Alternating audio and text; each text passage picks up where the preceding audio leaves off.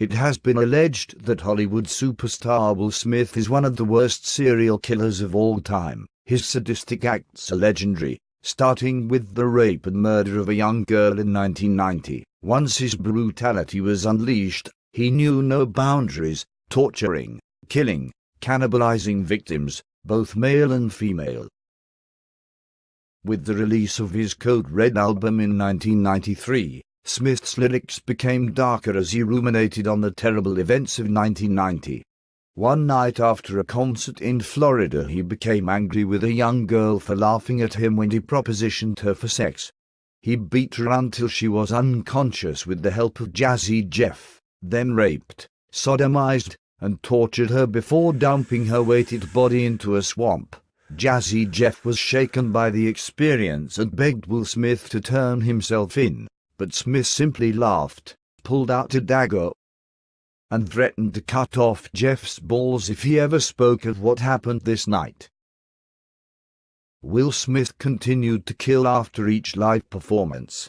Encouraged by his success, he worked on mastering this skill of torture, often keeping his mutilated victims alive for weeks.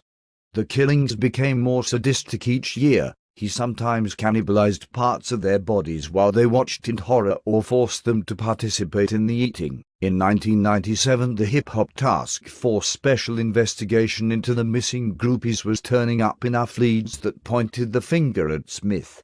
After a search of Will Smith's estate uncovered clothing worn by one of the girls, Will Smith and Jazzy Jeff were indicted for contributing to the delinquency of a minor.